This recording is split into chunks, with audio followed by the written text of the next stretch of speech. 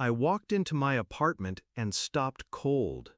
Boxes stacked against the walls, toys scattered across the floor, a stroller blocking my hallway, and in the corner, my clothes, dumped into trash bags, shoved into the garage like I was a stranger in my own home. My stepdad's voice broke the silence. "She deserves this apartment more than you." His daughter, his favorite, his blood. My mother just stood there, arms folded, silent, not defending me, not even ashamed. She looked away as if my pain were inconvenient. That was the moment something inside me snapped. I thought back to when he first entered our lives. I was 12, a lonely kid clinging to the hope that maybe Mom's new husband would care. At first, he smiled. He bought me ice cream, asked about school. I thought he was trying. But little by little I saw it. The favoritism, the way he spoke about his daughter as if she were royalty, while I was background noise. Mom noticed. She chose not to see. And over the years, I became useful only in silence. Study hard, work early, pay bills, stay small. By the time I could afford my own apartment, I thought I had escaped. Until the day I walked in and found my home stolen. At first, I didn't react. No shouting, no pleading. I simply nodded as if I understood. That night, I sat alone in my car, staring at the glow of my apartment windows. The shadows of their family moving through my space, laughing, claiming what wasn't theirs. My rage was sharp, but my mind was sharper. If they wanted a game, I'd play it, but I would choose the rules. Step 1. Silence. I didn't fight them directly. I let them believe they had won. Step 2. Research. I pulled every lease agreement, every legal document. My name was on the contract, not his, not hers, mine. Step 3. Patience.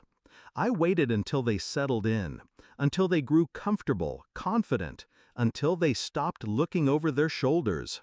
Then I began. I contacted the landlord, explained the illegal occupants, forwarded pictures of their things inside my unit, provided proof of my signed lease, every payment on time, every receipt in order. The landlord's silence spoke volumes. Liability, lawsuit, eviction. But that wasn't enough.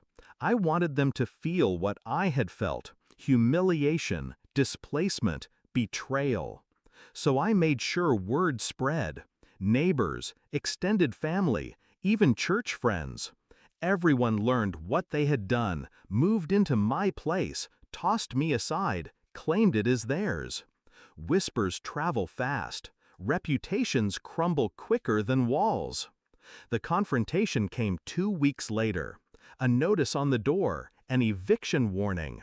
His daughter cried. Her husband raged. My stepdad stormed toward me, eyes blazing.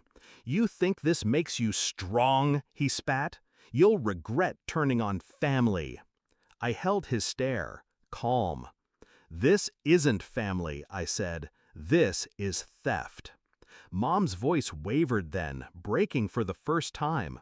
"Please don't do this. They have nowhere else to go." I almost laughed. Because in that moment, she finally saw me, not as invisible, not as expendable, but as the one holding all the power. I leaned in, whispering so only she could hear. "You chose him. You chose her. And now you lose me." They were gone within days, dragging boxes down the stairs, faces red with shame, anger, disbelief. My mother avoided my eyes. My stepdad muttered curses under his breath. And I stood in the doorway of my reclaimed apartment, arms folded, silent, exactly as they had stood when they betrayed me. The symmetry was perfect. Now my apartment is quiet again. No toys, no strangers, no ghosts of their entitlement. Sometimes Mom calls. I don't answer. Sometimes my stepdad sends messages, half threats, half pleas.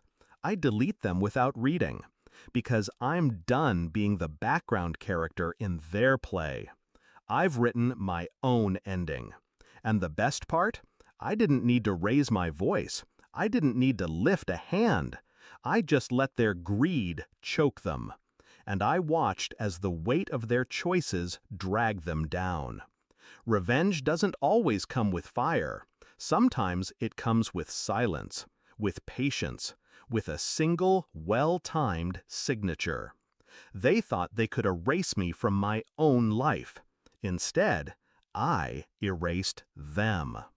I walk through my apartment now, every room mine again, every wall a reminder, every step an echo of freedom. And when I close the door behind me at night, I smile, because I took back more than a home. I took back myself.